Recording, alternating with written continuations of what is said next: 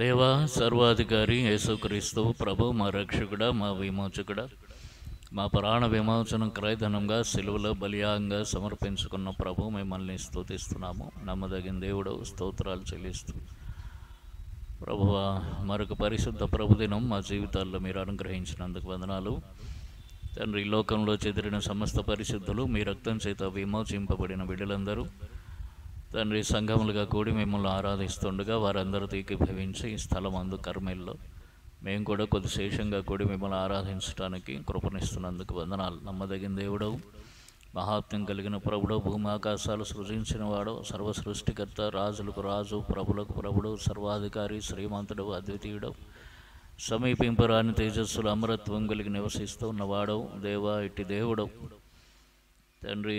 యెహోవా తమకు దేవుడిగా గల జనులు ధన్యులని వ్రాయబడినట్లు అట్టి ధన్యత మాకు అనుగ్రహించినందుకు వందనాలు ప్రభు. ఈ ఉదయకాలం మిమ్మల్ని ఆరాధించాలని మీ ఇంటికి రాగలిగిన వారిని బట్టి స్తోత్రాలు. మార్గమధ్య మంది ఉన్నవారు క్షేమంగా త్వరగా రాగురుటూ సహాయం చేయండి. ఇళ్ళ వద్ద ఉన్నవారు త్వరపడి బయలుదేరేటట్లు కృప చూపండి. మేము కొద్దిమంది అయినను మీ సన్నిహిత మమ్మల్ని తృప్తిపరచండి. కూడిక ఆది నుంచి అంతవరకు శిరసత్వం వహించండి. మా అపరాధాలు, దోషాలు, తప్పిదాలు, మా అతిక్రమ క్రియలు, మా తిరుగుబాటు, మా లోబడినొల్లని స్వభావం సమస్తం దయతో క్షమించండి. మీ రక్తంతో మమ్మల్ని కడగండి, పవిత్రపరచండి. మీ పరిశుద్ధాత్మతో మమ్మల్ని నింపండి. మీ పరిశుద్ధాత్మ ఆవరింపు మాకు దయచేయండి. కృప చూపించమని వేడుకుంటున్నాము, సహాయం చేయండి. దేవా ఈ యొక్క ఉదయకాలం సాగిలు పడుతున్నాము, పాడుకునే పాటలు దయచేయండి. ఏ కంఠ మేకు తాత్పర్యం, మేకు భావం, మేకు తాళంతో పాటలు పాడి మిమ్మల్ని మహిమపరుస్తూ సహాయం చేయండి. తండ్రి వాయిద్యాలు వాయించే వారికి కృపను ఇవ్వండి. ధ్యానించే వాక్య భాగాల్లో నిలబడే దాసుని కొలుతున్న ఆత్మతో నింపి బలపరిచి వాడుకుని మహిమ పొందిన ఆత్మతో సత్యంతో యథార్థంగా ఆరాధించుకోవడంలో యోగ్యమైన రీతిలో బలలో చేయముచ్చుట్లో సహాయం చేయమని బ్రతిమలాడుతున్నాము తండ్రి. సండే స్కూల్ పరిచర్యను దీవించండి. నిలబడే దాసురాలను అభిషేకించి వాడుకుని మహిమ పొందండి. పిల్లలు మిమ్మల్ని రక్షకుడుగా తెలుసుకునేటట్లు వారి మనోనేత్రాలు వెలిగించమని బ్రతిమలాడుతున్నాం. కృప చూపండి దేవా. ఈ రీతిగా మీ చేతులుగా అప్పగించుకుంటూ మీ కృపను కోరుకుంటూ తండ్రి హెబ్రోన్ సహవాసం అంతటిని జ్ఞాపకం చేసుకోండి ప్రభు. వేడుకుంటున్నాం ఈ స్థలం అందు మీ సన్నిధిని ఉంచండి ప్రభువా. మేము కూర్చున్నట, లేచుట, నిల్చుట, పాడుట, ఆరాధించుట, రొట్టె విరుచుట, కానుకలు అర్పించుట సమస్తం మీ నామానికి అంగీకారయోగ్యంగా ఉండేటట్లు కృప చూపమని బ్రతిమలాడుతున్నాము. మీ ముఖ కాంతిని మా మీద ప్రకాశింపజేయండి. మీ సన్నిధి కాంతిని మా మీద ఉదయింపజేయండి. సమాధానం స్థిరపరచండి, సహాయం చేయండి. నూతనమైన ఆత్మీయ ఆశీర్వాదం మేము పొందగలుగుటకు మా ఇళ్ళ కృప చూపమని బ్రతిమలాడుతున్నాం. మీ దాసుని బలపరిచి కొలతరిన ఆత్మతో నింపండి. మీ పునరుత్థాన శక్తితో నింపండి ప్రభువా. నిలబట్టుకు మాట్లాడటకు శక్తి దయచేయండి. నడిపించటకు కావలసిన కృపను, జ్ఞానమును, మీ ఆత్మను అనుగ్రహించండి, సహాయం చేయండి. తిరుపణాకాశ అనుభవాలు మేము అనుభవించగలుగుటకు సహాయం చేయండి. యేసు ప్రభు వారి నామంలో వేడుకుంటున్నాము తండ్రి. ఆరాధించుకునే ముందుగా దేవుని వాక్యంలో నుండి కొన్ని భాగాలు మనం చదువుకుందాము. ఆ రీతిగా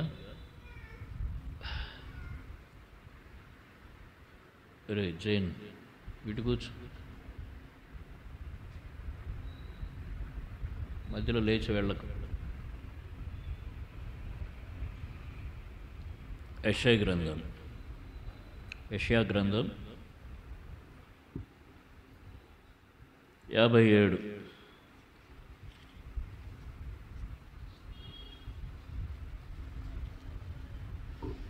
గ్రంథం బుక్ ఆఫ్ ఐజియా చాప్టర్ 57, 57వ అధ్యాయం 15వ వచనం నుండి చివరి వరకు మార్చి చదువుకుందాం. 15వ వచనం నుండి చివరి వరకు మార్చి చదువుకుందాం. మహాఘనుడును, మహోన్నతుడును, పరిశుద్ధుడును, నిత్య నివాసియునైన వాడు ఇలాగ సెలవిచ్చున్నాడు. నేను మహోన్నతమైన పరిశుద్ధ స్థలములలో నివసించు వాడను. ఆయనను వినయం గల వారి ప్రాణమును ఉజ్జీవింపజేయుటకును, నలిగిన వారి ప్రాణమును ఉజ్జీవింపజేయుటకును, వినయం గలవారి యొద్దను, దీనమనస్సు గలవారి యొద్దను నివసించుచున్నాను.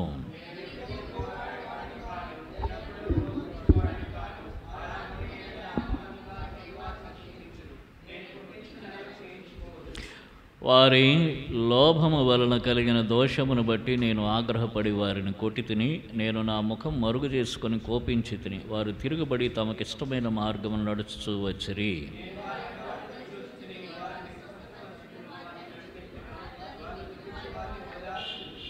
వారిలో కృతజ్ఞతాబుద్ధి పుట్టించుచు దూరస్థులకును సమీపస్థులకును సమాధానమని చెప్పి నేనే వారిని స్వస్థపరిచెదనని యెహోవా సెలవిచ్చుచున్నాడు.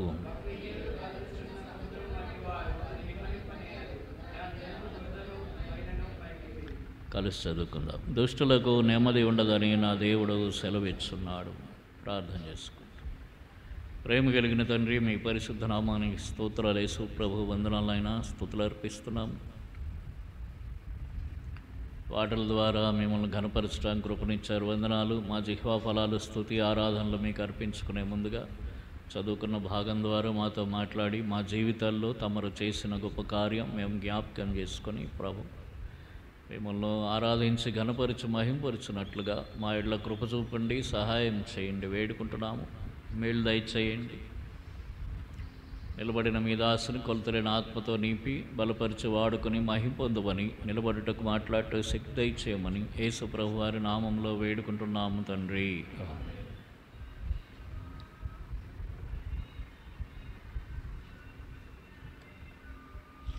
ఇక్కడ దేవుడు ఎటువంటి వాడు, ఆయన ఏర్పరచుకున్న మానవుడు ఎటువంటి వాడు, ఈ రెండు విషయాలు ఇక్కడ కనిపిస్తున్నాయి. జాగ్రత్త వినండి. దేవుడు ఎటువంటి వాట 15వ వచనంలో చెప్పాడు. యెషయా 57:15. మహాఘనుడు, మహోన్నతుడు, పరిశుద్ధుడు, నిత్య నివాసి, మహోన్నతమైన పరిశుద్ధ స్థలములో నివసించువాడు. ఇది ఆయన సంగతి. ఉన్నతమైన పరిశుద్ధమైన స్థలాల్లో నివసిస్తాట. అంటే అపవిత్రతకు దేనికి కూడా ఆయన దగ్గర చోటు లేదు. ఉన్నతమైన పరిశుద్ధమైన స్థలాలు. కాబట్టి కొండలు ఉన్నాయనుకోండి, కొండల శిఖరానికి వెళ్ళిపోతే అక్కడ అపవిత్రమైనది ఏది ఉండదు. తర్వాత కొండల మీద పైకి వెళ్ళిపోయి అక్కడ పెద్ద బండలు ఉంటాయి. ఆ బండల మీదకి పోతే అంత నీట్గా క్లీన్గా ఉంటుంది. ఇది ఫిజికల్గా, భౌతికంగా. దేవుడు ఉండేటటువంటి స్థలాలు అతి పరిశుద్ధ స్థలాలు.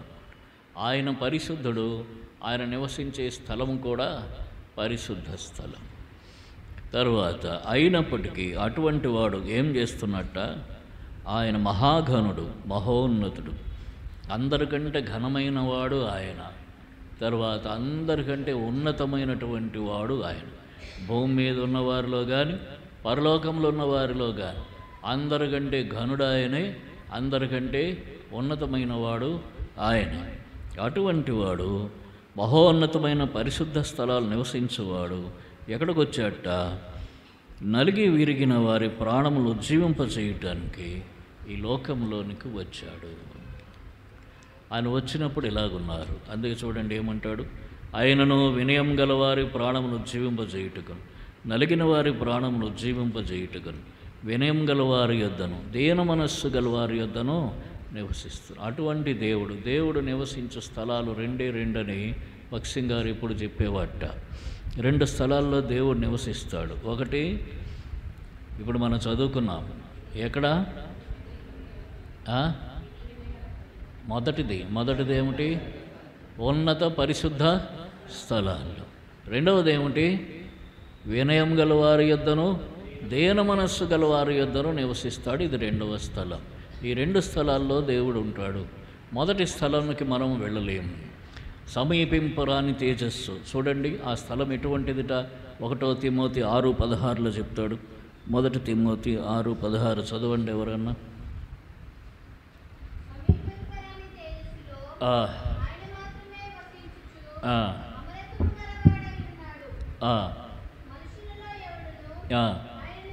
మనుషులు ఎవడును ఆయన్ను చూడనేరడు, ఎవడు చూడలేదు, ఎవడు చూడనేరడు. ఆయన ఘనతయు శాశ్వతమైన ప్రభావమును కలుగుయుండును గాక. కాబట్టి ఆయన ఎటువంటి వాట? సమీపింపరాని తేజస్సుల అమరత్వం కలిగి నివసిస్తున్నాడు. జాగ్రత్త వినండి.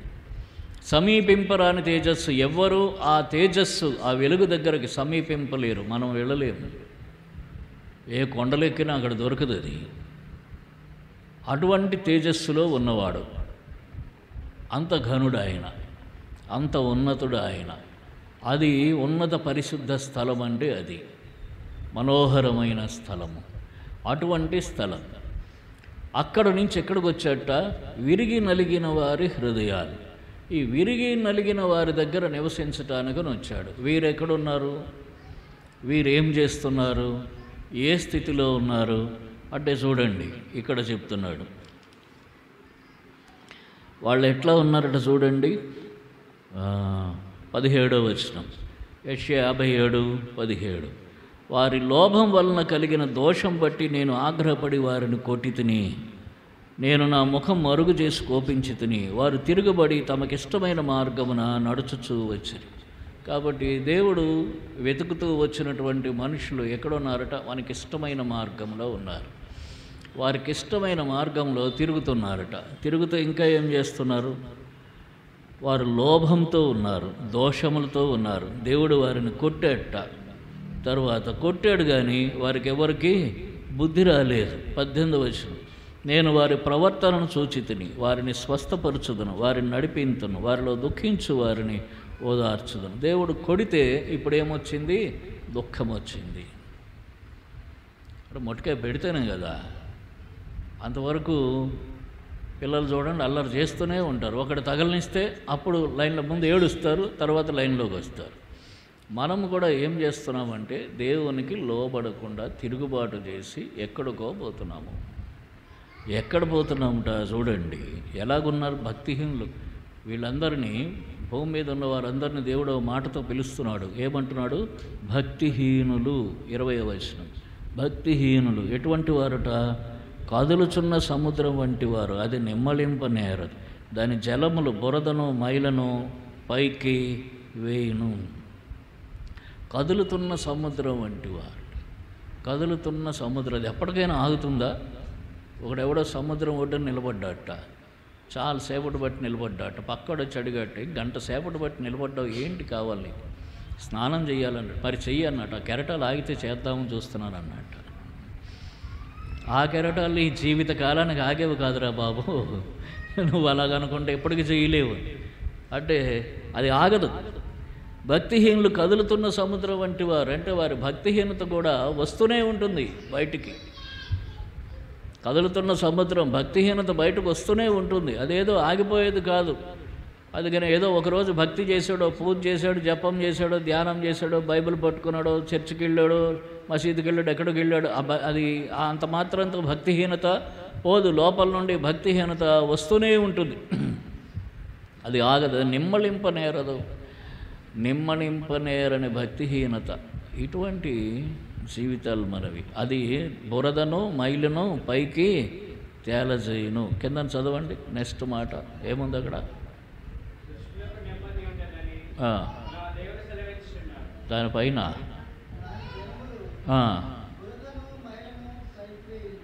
దాని జలములు బురదను మైలను పైకి తీసుకొస్తుందట. కాబట్టి మన జీవితాలు ఇప్పుడు అర్థం చేసుకోవాలి. యేసుప్రభుని ఎరక్కముందు లోపల నుంచి వచ్చేది ఏమిటది? బురద, మైల. మైల అంటే మరి భయంకరమైనది, అసహ్యమైనది. సముద్ర బొడ్డునుంటే తెలుస్తుంది. దాని లోపల నుంచి వచ్చేస్తూ ఉంటుంది నల్లగా, రకరకాలుగా. అది మన కాళ్ళకు, మన ప్యాంట్లకు, బట్టలకు చుట్టుకుందంటే ఇంకంతే సంగతి. ఇక ఆ బట్టలు పనికి చెయ్యవు. ఆ ఎక్కడి నుంచి తీసుకొస్తుందో తెలియదు. ఆ మైలంతా తీసుకొస్తుంది, బురదను తీస్తుంది, ఇసుకను తీసుకొస్తుంది. కనుక ఇది లోపల నుంచి వస్తుందిట. ఎవరి దగ్గర?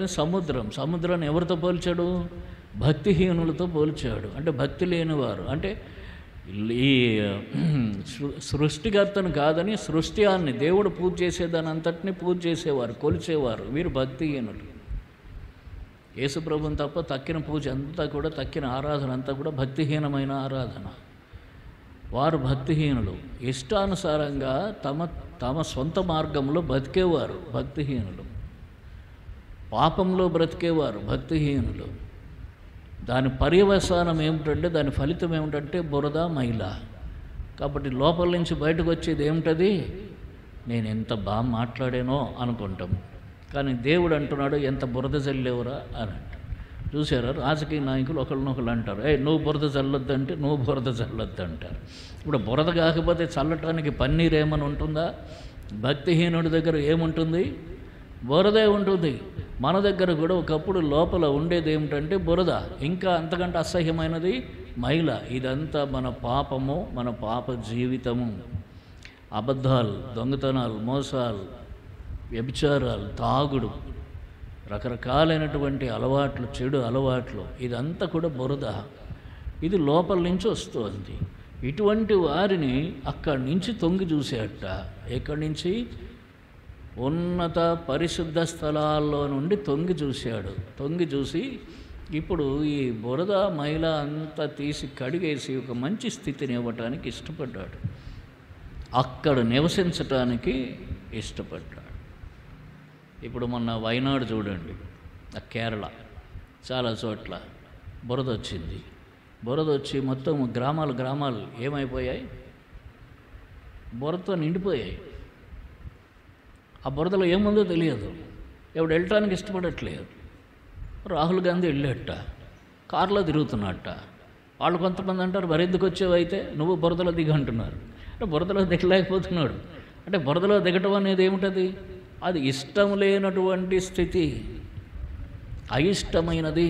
ఇంకా మంచి మాట చెప్పాలంటే అసహ్యమైనది. బురద అంటాం, అంతేనా? ఏడు బురద ఉంది, కాలు ఎలా పెట్టాలా? ఇంకొకటి, కాలు పెడితే ఏమవుతాడు?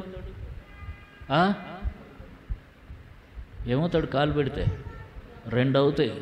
అయితే కూరుకుపోతాడు, లేకపోతే జారిపడతాడు, కానీ నడవలేడు. అర్థమైందా? అంటే ఎవరికి ఉపయోగపడదు. బురద హాని చేస్తుంది. అంటే మన జీవితాలు ఇటువంటివి, ఇతరులు హాని చేసేవి. ఎవడైనా నమ్మాడా? పడ్డాడే. దాని అర్థం అది. బురదలో కాలు పెడితే వాడు జారిపడతాడు, లేకపోతే మునుగుతాడు. మునిగి 2 అడుగులు వేద్దామంటే మళ్ళీ పడతాడు. ఎవడైనా మనల్ని నమ్మాడా? దాని అర్థం ఏంటి? పడ్డాడే, పోయాడు అన్నమాట. ఎంత లోతుకెళ్తే మన సంగతులు అంతా అర్థమవుతాయి. ఇది బురద సంగతి. మన జీవితాలు అవి. ఎప్పుడు? యేసు ప్రభువును ఎరగక ముందు. ప్రభు దయాళుడు ఏం చేశాడు? ఆయన పరిశుద్ధ స్థలంలో ఉన్నాడు. ఇంత అపవిత్రమైన, అసహ్యమైన స్థితిలో మనం ఉన్నాం.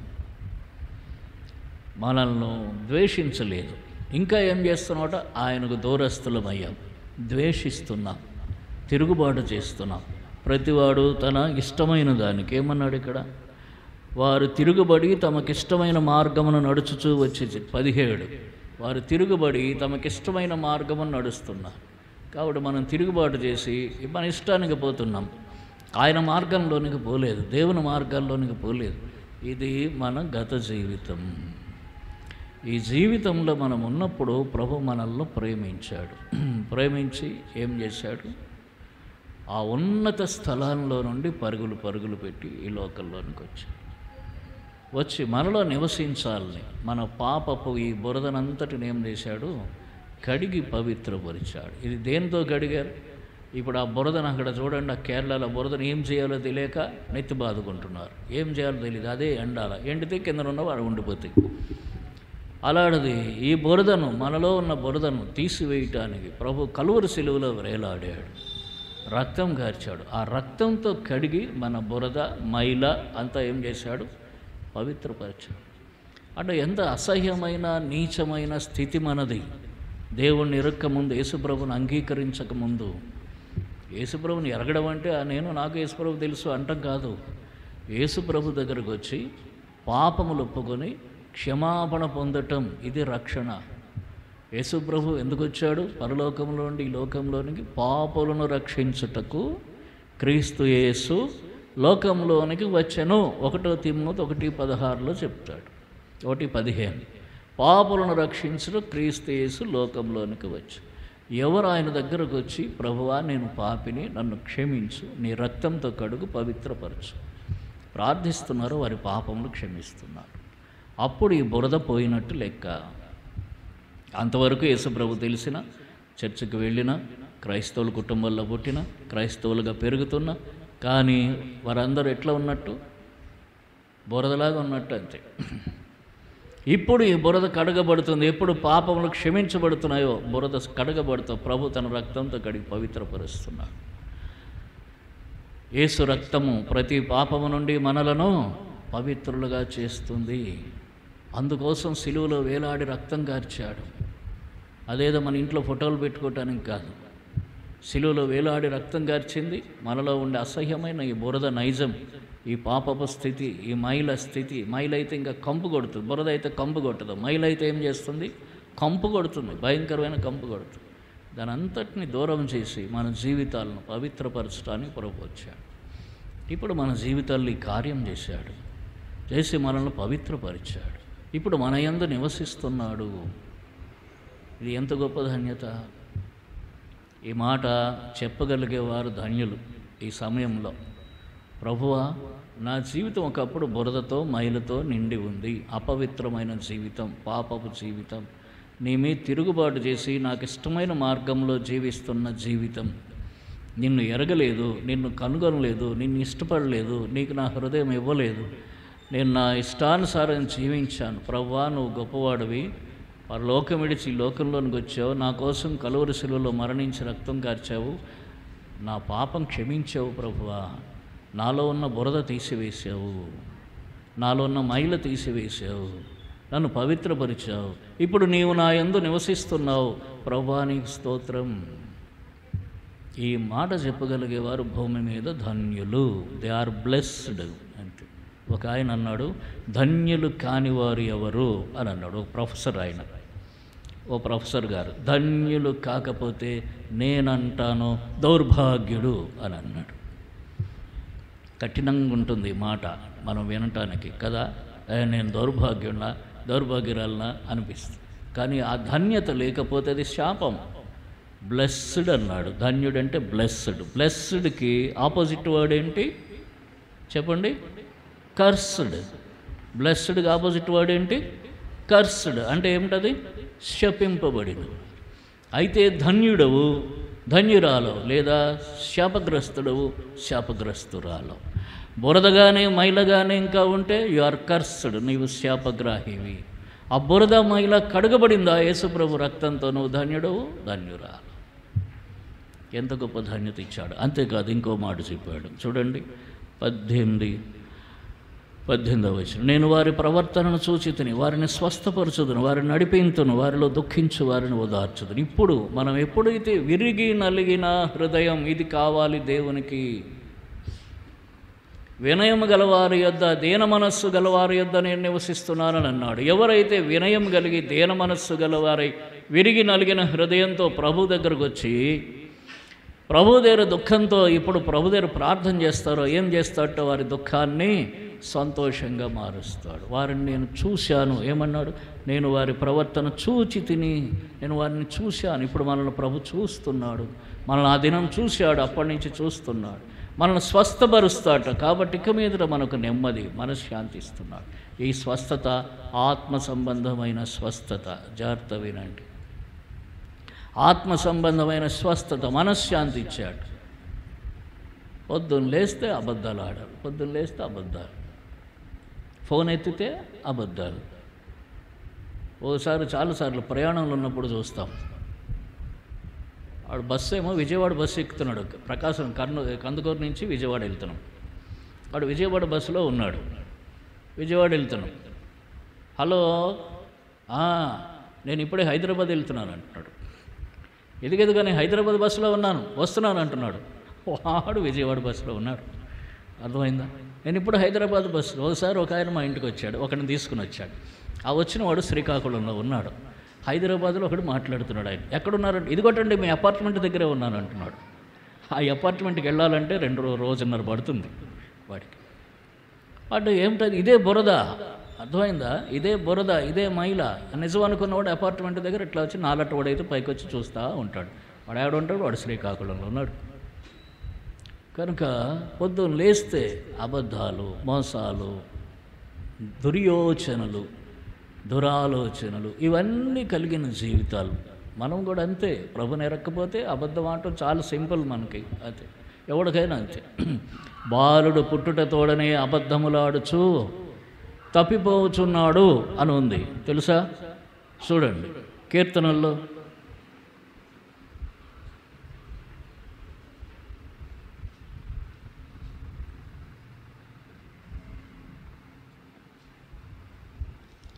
యాభై 58వ కీర్తన 3వ వచనం. Psalm 58:3 కలిసి చదువుకున్న. తల్లి కడుపున పుట్టినది మొదలుకొని భక్తిహీనులు విపరీత బుద్ధి కలిగి ఉందరు, పుట్టిన తోడని అబద్ధములాడుచు తప్పిపోవుదురు.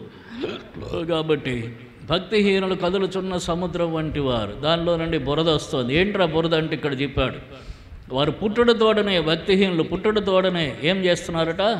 అబద్ధములు, పుట్టడం తోడే అబద్ధాలు ఆడుతున్నారట. ఇప్పుడు వాడు పాకుడుతున్నాడు చూడండి, వాడిని కూడా అడిగితే అబద్ధమే చెప్తాడు, నిజం చెప్పడు. ఎందుకంటే అది స్వభావం, పాపపు స్వభావం మన జీవితంలో. ఇది బురద. ఇటువంటివి ఎన్నో చేసి వచ్చిన మన జీవితం కడిగాడు. ఇప్పుడు అబద్ధం ఆడాల్సిన పని లేదని నేను ధైర్యం చెప్తా, ఏమైతుంది దేవుడు చూసుకుంటాడు. ఈ ధైర్యం వచ్చింది మనకు. వారిని స్వస్థపరచుదును కనుక ఇప్పుడు స్వస్థత పొందాం, ఆత్మీయమైన స్వస్థత వరం పొందాం. తరువాత దూరస్తులకు సమీపస్తులకు సమాధానము ఏమన్నాడు చూడండి, 19వ వచనం. వారిలో కృతజ్ఞతాబుద్ధి పుట్టించుచు దూరస్తులకును సమీపస్తులకు సమాధానం అని చెప్పి నేనే వారిని స్వస్థపరిచాను. సమీపముగా ఉన్నవారు ఎవరంటే ఇశ్రాయేలు ప్రజలు, దూరముగా ఉన్నవారు అంటే మనం అన్యులం. మన ఇద్దరిని యేసుక్రీస్తు ప్రభువారి ద్వారా సమీపస్తులుగా చేశాడు. ఒకప్పుడు దేవునికి దూరస్తులం మనం, మనల్ని దేవునికి సమీపస్తులుగా చేశాడు. ఇదంతా ఎఫెసీయులకు రాసిన పత్రిక 2వ అధ్యాయంలో చూస్తాం. చూడండి, ఎఫెసీయులకు రాసిన పత్రిక 2వ అధ్యాయం 12వ వచనం. ఆ కాలమందు ఇశ్రాయేలుతో సహపౌరులు కాక పరదేశులను, వాగ్దాన నిబంధన లేని పరిజనులను, నిరీక్షణ లేని వారును, లోకమందు దేవుడు లేని వారినై ఉండి క్రీస్తుకు దూరస్తులై ఉంటారని మీరు జ్ఞాపకం చేసుకొనుడి. ఆయనను మునుపు దూరస్తులైన మీరు ఇప్పుడు క్రీస్తు యేసునందు క్రీస్తు రక్తం వల్ల సమీపస్తులై ఉన్నారు.